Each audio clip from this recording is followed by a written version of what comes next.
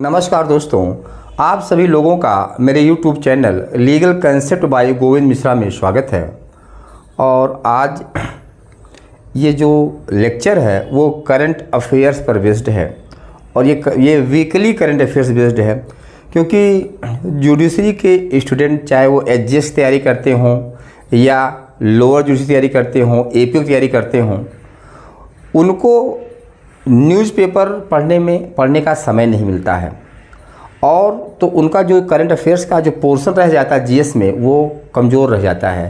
तो ऐसी स्थिति में मैं आप लोगों को वीकली करंट अफेयर्स जो न्यूज़पेपर से रहेगा आपको हर वीक में मैं लेके आऊँगा और उसको आप अच्छे से लिखिए और याद करिए, जो कि प्री और मेंस एग्ज़ाम के लिए बहुत इंपॉर्टेंट होगा। ठीक है, तो आज का जो वीडियो लेक्चर है वो बेसिकली कहाँ तक का है, ये 25 अगस्त से 31 अगस्त यानी ये 7 दिन का है। जो इन 7 दिनों में जो सबसे महत्वपूर्ण समाचार रहे हैं, न्यूज़ रहे हैं, जो आपके एग्ज़ाम में आ सकते हैं, उनको हमने इंक्लूड किया है।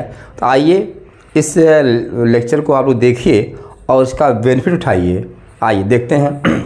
तो सबसे पहले देखिए, ये जो करंट अफेयर्स आपका रखा गया ये 25 से 31 अगस्त तक का रखा गया। ठीक है, इनमें इस वीक में बहुत ढेर सारी महत्वपूर्ण घटनाएं घटित हुई हैं हमारे भारत के परिप्रेक्ष्य में। ठीक है, अंतरिक्ष के परिप्रेक्ष्य में। ठीक है, तो सबसे पहले आप बताएंगे कि यहाँ पे रोवर प्रज्ञान जो है ये चंद्रमा के दक्षिणी ध्रुव पर जो है वो पहुँच गया है। ठीक है, कब पहुँचा है आपको पता है, ये 23 अगस्त 2023 को पहुँचा है। और ये इसका नाम क्या है, रोवर प्रज्ञान। याद रखिएगा क्योंकि ये एग्ज़ाम में आएगा कि रोवर प्रज्ञान है क्या, ये पहुंच गया है। दूसरा पॉइंट है कि ये इसरो का एक अभियान है जो भारतीय अंतरिक्ष अनुसंधान organisation, Indian Space Research Organisation है, जिसके अध्यक्ष, जिसके प्रमुख जो है वो एस सोमनाथ हैं। इन्होंने ये अभियान चंद्रयान 3 का अभियान शुरू किया था। ठीक है, अब दूसरे इसमें चंद्रयान जो है वो चंद्रयान 3 14 जुलाई 2003 को लॉन्च किया गया। तो ये भी प्रीव्यू पूछता है कि कब लॉन्च किया गया था, इसको जान लीजिए। और ये कब जो है चंद्रमा की सतह पर पहुंचा, ये दोनों न्यूज़ बहुत इंपॉर्टेंट है। इसके साथ साथ जो भारत जो है विश्व में अब चौथा राष्ट्र बन गया है जिसने चंद्रमा पर अभियान सफलतापूर्वक अभियान किया है। ठीक है, इसके पहले यूएसए यानी अमेरिका, रसिया, रूस और चाइना ने जो है चंद्रमा पर अपना स्थान बनाया है और अपने देश का झंडा जो है फहराया। ठीक है, इसके बाद जिस स्थान पर ये रोवर प्रज्ञान जो है उतरा है उसका नाम जो रखा गया है शिव शक्ति पॉइंट। बहुत इंपॉर्टेंट है, शिव शक्ति पॉइंट है। ठीक है, ये एग्जाम पूछा जाएगा कि चंद्रयान 3 में जो रोवर प्रज्ञान है जो चंद्रमा की सतह पर उतरा है उस जगह का क्या नाम रखा गया है, उस जगह का नाम है शिव शक्ति पॉइंट रखा गया। ठीक है, उसके बाद 23 अगस्त को ही राष्ट्रीय अंतरिक्ष विज्ञान दिवस, राष्ट्रीय अंतरिक्ष दिवस यानी कि नेशनल स्पेस डे मनाया जाएगा।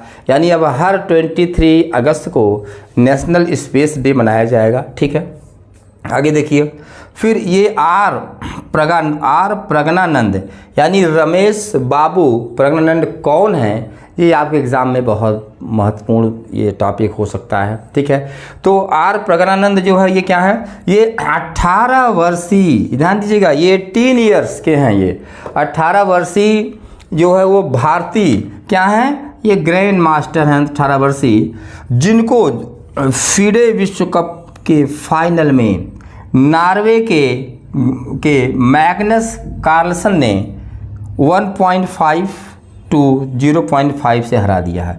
यानी कि आर प्रज्ञानंद 18 वर्ष के ये भारतीय ग्रैंड मास्टर रहे हैं जिन्होंने फाइनल में अपना मुकाम बनाया। ये भारत होने के नाते हम सभी लोगों के लिए बहुत ही गौरव की बात है और इन्होंने फाइनल में जगह बनाया, यद्यपि वो फाइनल में विजेता नहीं बन पाए। ठीक है, तो ये आर प्रज्ञानंद का आपका न्यूज़ जो बहुत इंपॉर्टेंट है। उसके बाद अब देखिए, आपको पता है कि भारत में क्रिकेट विश्व कप की शुरुआत होने जा रही है। ठीक है, तो यहाँ पे ये बहुत महत्वपूर्ण है कि अब तक जितने खिलाड़ियों ने भाग लिया है वो सबसे ज़्यादा विश्व कप क्रिकेट खेलने वाला कौन सा खिलाड़ी है। उन 3 खिलाड़ियों की लिस्ट में सबसे पहले आते हैं जावेद मियांदाद आते हैं, जिन्होंने 1975, 1979, 1983, 1987, 1992, 1996 यानी कि टोटल 1, 2, 3, 4, 5, 6 बार वर्ल्ड कप खेला है जावेद मियांदाद। दूसरे नंबर पे हैं सचिन तेंदुलकर, भारत के मास्टर ब्लास्टर बल्लेबाज सचिन तेंदुलकर हैं, जिन्होंने इतना ही यानी कि कम से कितना 6 विश्व क्रिकेट कप खेला है। कौन कौन? उन्होंने 1992, 96, 99 और 2003, 2007, 2011 यानी कि इन्होंने कितना खेला देखिए 1, 2, 3, 4, 5, 6। इन्होंने जावेद मियांदाद की बराबरी की है और इन्होंने अब तक 6 क्रिकेट विश्व कप में अपनी भागीदारी की है। तीसरे नंबर पर रहे हैं ऑस्ट्रेलिया के पूर्व कप्तान रिकी पोंटिंग, जिन्होंने अब तक 5 बार क्रिकेट विश्व कप में भाग लिया है, 1996, 99, 2003, 2007, 2011।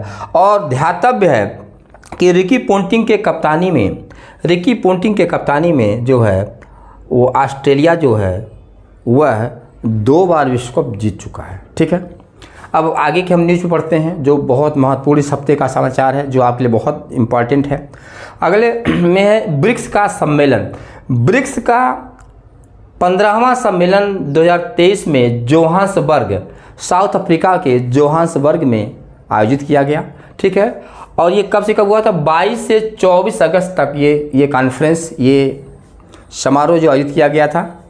ठीक है, और इसमें ध्यान दीजिए, इसमें 1 जनवरी 2024 से जो है 6 देशों को शामिल किया जाएगा, यानी 1 जनवरी 2024 से इसमें ब्रिक्स में 6 नए देशों का इसका सदस्यता दी जाएगी, जिसमें कौन है? अर्जेंटीना, दूसरा ईरान, तीसरा सऊदी अरब, ठीक है, और उसके बाद चौथा इथियोपिया है, और 5वां इजिप्ट, और छठा जो यूएई का मतलब क्या है? यूनाइटेड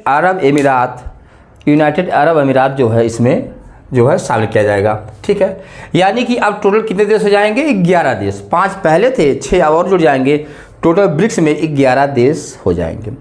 ब्रिक्स के पहले इसका नाम ब्रिक था, ध्यान दीजिएगा।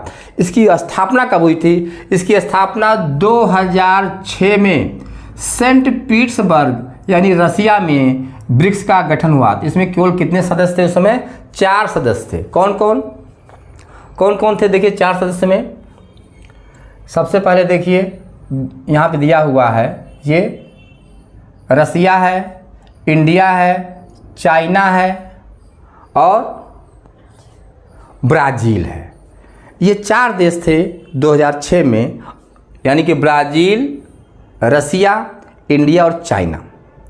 लेकिन इसका 16 जून 2009 में इसका जो सम्मेलन हुआ था उसमें ब्रिक्स का नाम ब्रिक्स हो गया, यानी इसमें साउथ अफ्रीका को जोड़ दिया गया, यानी कि ब्रिक किस में बदल गया? ब्रिक्स में बदल गया, साउथ अफ्रीका जोड़ गया, यानी तब कुल 5 देश हो गए। ठीक है, उसके बाद फिर आपको पता है कि 6 और देशों को जब जोड़ दिया जाएगा तो टोटल 11 देश हो जाएंगे। ये आपके एग्ज़ाम के लिए बहुत महत्वपूर्ण है, ये प्री एग्ज़ाम या मेंस एग्ज़ाम में आप इसको याद रखिएगा कि ब्रिक्स में अब टोटल 11 देश हो जाएंगे। ठीक है, अब उसके बाद अभी हाल ही में देखिए ये एक पुरस्कार सम्मान है, Grand Cross of the Order of Honour पुरस्कार है ये, जिसको भारत के प्रधानमंत्री नरेंद्र मोदी को सम्मानित किया गया है।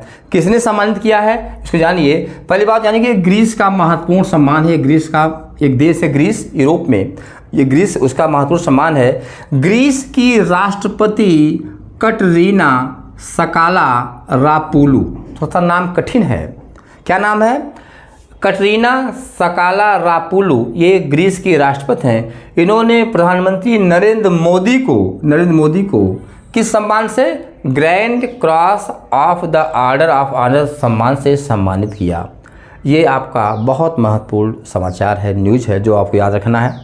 उसके बाद हम आते हैं थोड़ा सा खेल में, फिर एक बार एंट्री करते हैं। पता है कि खेल में भारत दिन प्रतिदिन ऊंचाइयों को छू रहा है, चाहे क्रिकेट हो, चाहे वो टेनिस हो, चाहे वो जेवलिन थ्रो यानी भाला फेंक हो। ठीक है, एक बार फिर ओलंपिक विजेता नीरज चोपड़ा ने शानदार प्रदर्शन किया है। ठीक है, आपको पता है कि नीरज चोपड़ा ने ओलंपिक प्रतियोगिता में जो है गोल्ड मेडल जीता था। लेकिन इस बार विश्व एथलीट चैंपियनशिप जो कि हंगरी में बुडापेस्ट में आयोजित हुई थी 2023 में हुई है, उसमें उन्होंने 88.17 मीटर भाला फेंक कर क्या किया, गोल्ड मेडल जीत लिया, सोना जीत लिया। तो ये भारत के लिए बहुत, और इन्होंने अपना ही विश्व रिकॉर्ड तोड़ दिया, ध्यान दीजिएगा, ठीक है। ये इसके पहले इस प्रतियोगिता में जो इसके पहले भाग लिए थे उसमें इनको सिल्वर मेडल मिला था, यानी कि जो है वो जो है सिल्वर मेडल दिया गया था, ठीक है। अब इसके बाद आपको ये जानना है कि अब आपको पता है कि आगामी क्रिकेट विश्व कप का आयोजन भारत में हो रहा है और इसमें जो 5 अक्टूबर को पहला मैच अहमदाबाद में रखा गया है, ठीक है। और इसमें टोटल 10 देश के क्रिकेट खिलाड़ी भाग लेंगे, 10 देश के। तो ये भी आपके है, क्योंकि इस साल क्रिकेट का प्रतियोगिता होगी, आपको अपना ध्यान और अपना केंद्र बिंदु क्रिकेट बनाना होगा, क्योंकि यहाँ से ढेर सारे क्वेश्चंस आएंगे और मैं आगे लेक्चरों में आपको बताता रहूँगा, ठीक है। फिर उसके बाद हम देखते हैं गीतिका श्रीवास्तव। गीतिका श्रीवास्तव का भी नाम बहुत चर्चा में आया है, क्योंकि गीतिका श्रीवास्तव क्या हैं, ये पाकिस्तान में क्या हैं, भारतीय उच्चायोग में भारत की नई प्रभारी नियुक्त किया गया है। यानी कि जो भारत का उच्चायोग है जो पाकिस्तान में है, उसमें गीतिका श्रीवास्तव को क्या उत्पन्न किया गया, वहाँ का उच्चायुक्त अपॉइंट किया गया है और ये सुरेश कुमार का स्थान लेंगी, यानी कि सुरेश कुमार की जगह इन्हीं को अपॉइंट किया गया है। तो इस हफ्ते के ये बहुत महत्वपूर्ण समाचार रहे हैं, इनको आप ध्यान से सुनिए और इसको लिख लीजिए एग्ज़ाम में और अपने दोस्तों को शेयर कर दीजिए, क्योंकि अब हम हर वीक में पूरे एक हफ्ते का न्यूज़ आपको जो बहुत इम्पॉर्टेंट मैं लेके आ रहा हूँ, और आप लोग इस चैनल से जुड़े रहिए। और जो लोग चैनल में नए हैं या पहली बार देख रहे हैं वो चैनल ज़रूर सब्सक्राइब करें, शेयर करें, ताकि मैं उनको तैयारी में हर प्रकार से हेल्प कर सकूं। धन्यवाद।